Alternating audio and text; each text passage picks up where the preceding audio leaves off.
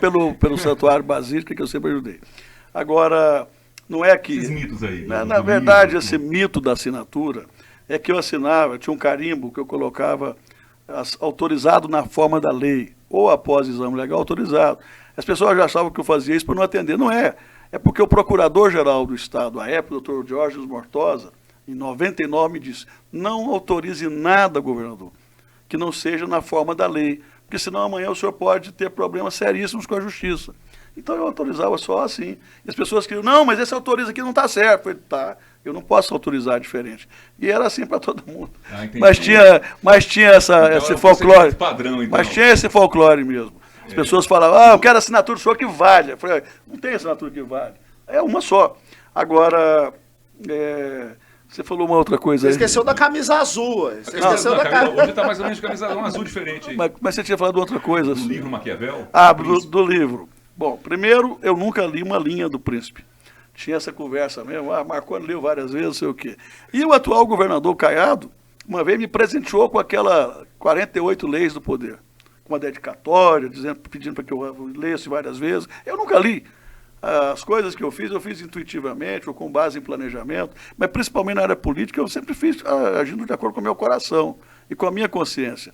Eu nunca li as 48 leis do poder, depois eu fui ver na minha biblioteca, eu tenho uns 10 livros, 48 leis do poder, tem uns 5 livros, O Príncipe de Maquiavel, e aí está lá, eu nunca li nenhum deles, nem uma linha, não sei nem o que está escrito.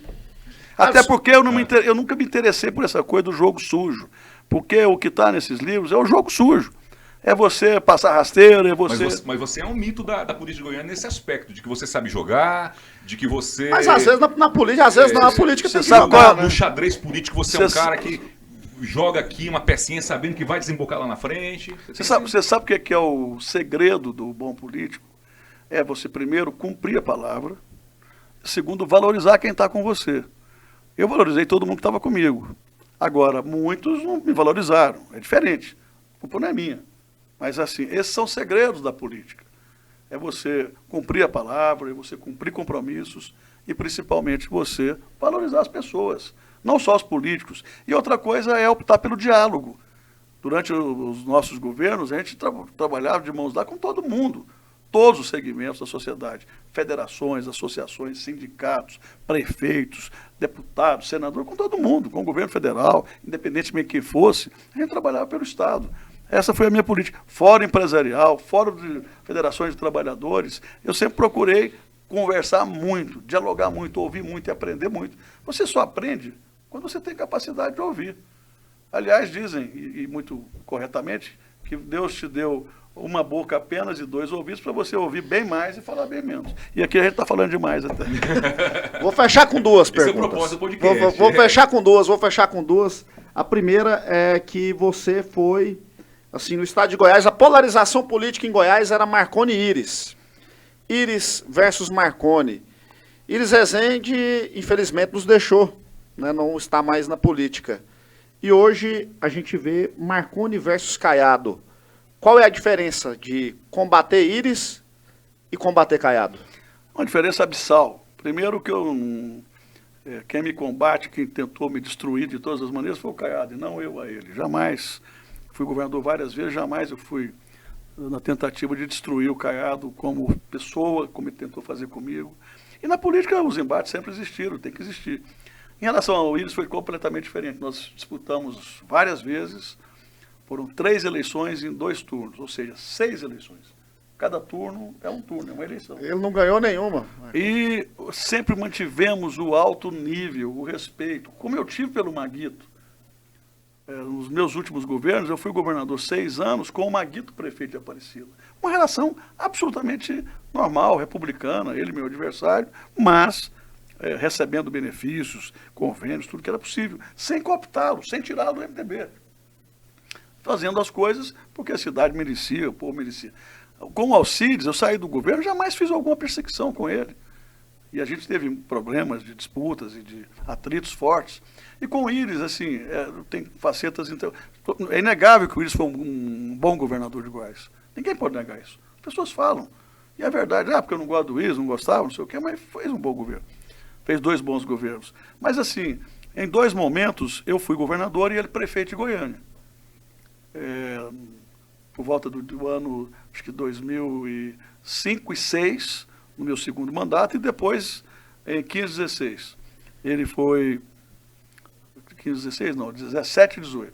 Ele, o prefeito e o governador. Nessa última gestão dele, comigo, governador, eu fiz várias homenagens ao Íris, e na primeira também. A gente conversava muito, a gente discutia muito sobre Goiânia, fizemos coisas juntos. A inauguração do Sistema João Leite, eu convidei o Íris para estar presente, ele fez rasgados elogios àquela obra.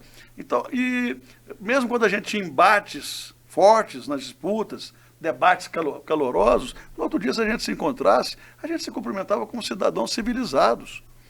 Sempre com muito respeito, de forma respeitosa. Uma vez na minha cidade, na presença do FHC, que era presidente da República, no lançamento do programa Luz no Campo, aqui em Goiás, quando o Íris chegou, o povo começou a vaiar o Íris, porque era a minha cidade, eu tinha acabado de ganhar o governo. Eu falei, respeitem o Íris, respeitem o líder Íris, e eu peço a vocês que aplaudem. E reverti, aplaudiram. Então, assim, sempre houve muito respeito da minha parte em relação aos adversários. Eu me encontrava muito com o Íris em velórios, casamentos, missas, cultos, festas, e sempre havia uma conversa cordial, respeitosa, a gente ria. Então, eu aprendi a fazer essa boa política, a política do não rancor, a política do diálogo, da construção. E com o Caiado não tem isso, ele não te liga, por exemplo? Não, pelo contrário, o Caiado tenta massacrar os adversários. Ele me elegeu como inimigo dele, política na vida a gente não pode ter inimigo. E ele procurou de todas as maneiras me massacrar, até falando da minha família, uma coisa assim, impensável, inimaginável. Eu procuro fazer a política de forma sublime. A política tem que ser um palco para você discutir as grandes ideias e fazer as coisas boas. Mas, enfim, tem muita gente que acha que as coisas estão indo bem, tudo bem. Eu não acho, e assim, sempre que eu discordar, eu vou falar o que eu penso e ninguém vai me proibir de falar o que eu penso. Eu queria encerrar, a minha última pergunta é sobre futuro político mesmo, né? E aí vamos traçar o panorama de 2024, 2026. 2026. Não, tem 24 municipal. Na municipal. Mas, pelo que eu entendi já, o ex-governador Marconi não tem interesse de disputar a eleição para a prefeitura. Eu nunca disputei a eleição de 2 em 2 anos. Isso fica parecendo oportunismo político, fica parecendo que a gente é fominha, quer só estar aí na ribalta, quer ser político e governante a qualquer custo. Não é meu caso. Mas olhando para agora 2026. Nós temos nomes bons, Adson. Você é um deles. Amém. Você é um bom nome para prefeito de Goiânia. Aguerrido, corajoso, combativo, competente. Então, a gente tem bons nomes. Então, vamos trabalhar esses bons nomes, principalmente os nomes da nova geração. Em 2026, para 2026 está longe.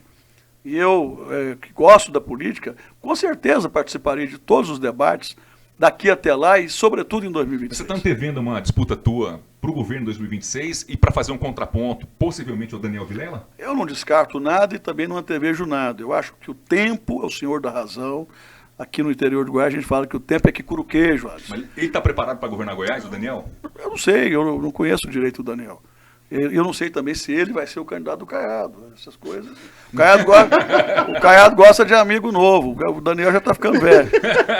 Para fechar, minha pergunta liga com isso aí, viu, Adson? Pra você ver que deu certo.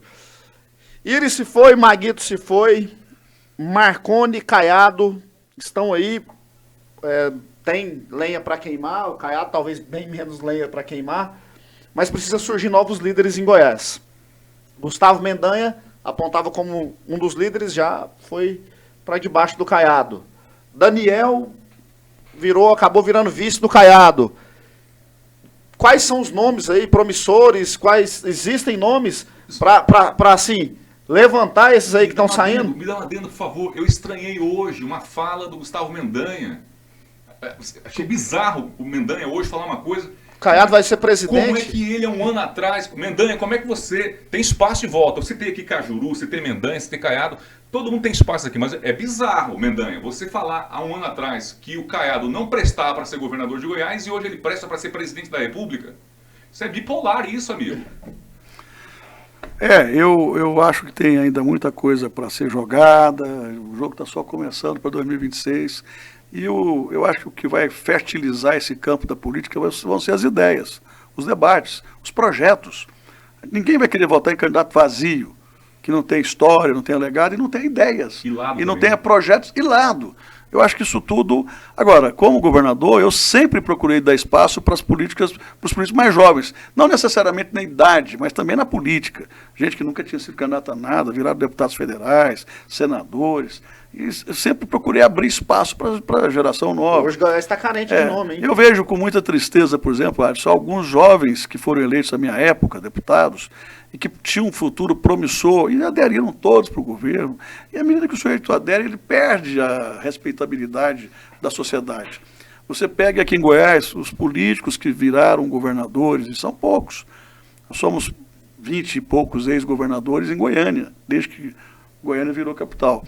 Todos que viraram governadores viraram por conta da combatividade, da coerência, da coragem, da história, de ter um lado e de ter projetos, mas principalmente pela coragem de enfrentar os desafios, de enfrentar os poderosos, enfrentar máquinas. Se você pegar lá atrás, o Pedro teve a coragem de enfrentar os Caiados, o Pedro do Vico. Depois o Íris Rezende enfrentou os militares e ganhou. Eu enfrentei a máquina irista e ganhei. O Caiado depois enfrentou o nosso governo. Enfim, os que ganharam porque tinha um lado. Eu vejo com tristeza, às vezes um jovem ganhar de um lado, já muda hoje, amanhã muda de novo, não vira nada. O povo gosta e presta atenção para ter como líder aqueles que são coerentes, aqueles que têm posições firmes. Ninguém quer saber de Maria vai com as outras, assim, no linguajar, lá do interior da minha Palmeiras. As pessoas precisam de líderes que realmente tenham representatividade, tenham pulso, tenham coragem, tenham lado e tenham convicções bastante fortes em relação aos mais importantes temas que um Estado precisa ter. Bacana. Acho que um símbolo, alguns símbolos dessa política de conveniência recentes, né? Nós temos aí o caso do próprio Moro, que se perdeu muito na identidade política dele, primeiro como juiz, depois veio, bateu no Bolsonaro, depois se aliou de novo com o Bolsonaro. O Cajuru, para mim, é um exemplo de uma pessoa que muda muito de opinião. O Cajuru batia no Lula pra caramba, falou que nunca andava com Lula na vida e agora tá com Lula. Passou pelo Bolsonaro, passou a criticar o Bolsonaro. Então, eu tenho lado. Eu tô com medo do Cajuru ficar amigo do Marconi daqui um dia, Alisson. Pegou na mão já, falou que jamais pegaria na mão do Marconi, pegou. Não, mas já tenho 6 anos. Olha, essa história, vamos encerrar. Essa história do PSB aí, que ele está tentando passar um cangaletão em você no PSB lá, sem querer. Estavam dizendo que o Marconi queria pegar o PSB. Escuta, eu acabei de ser convidado agora, essa semana, para ser presidente nacional do PSDB. Olha aí. E eu disse que não dá agora, eu estou com uma agenda muito cheia. Eu sou presidente do PSDB aqui de Goiás, para ajudar na reconstrução do partido aqui no Brasil. Eu não tenho esse tipo de vaidade. Se eu quisesse ser presidente agora, não estou me vangloriando de nada, não. Eu fui convidado pelos principais líderes para ser presidente agora na convenção do final do ano. Eu disse, deixa mais para frente, deixa as coisas acontecerem aí. Se eu tivesse mandato era mais fácil e tal. Então, se tem um partido que eu gosto, é um partido que eu ajudei a construir nesses 28 anos. Não é que eu recusei. Se eu disse que não posso agora assumir uma função tão nobre como essa, por que eu vou procurar outro partido? Bacana. 4 vezes governador de Goiás, ex-senador e deputado federal, Marconi Perillo com a gente aqui no Vai e Venha do podcast. Muito obrigado, gente, pelo carinho. Segue aí, né? Ativa o sininho das notificações do nosso canal, ativa o sininho aí. Passa a seguir também, passa para frente o link. Os recortes vão chegar para vocês aqui. Marconi, obrigado mesmo, viu, pela presença. Eu que agradeço a você, meu querido Adson Lima. Presta atenção no que eu falei, hein? Seu é um nome bom para prefeito. Doutora Marildo, seu é um nome bom para ser governador também, hein?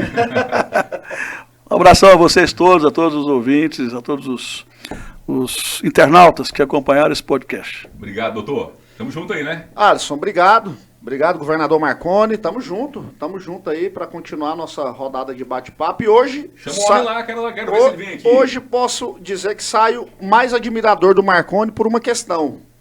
Uma questão que para mim é cara na política. Político tem que ter lado. Isso é caro. E hoje tá difícil achar.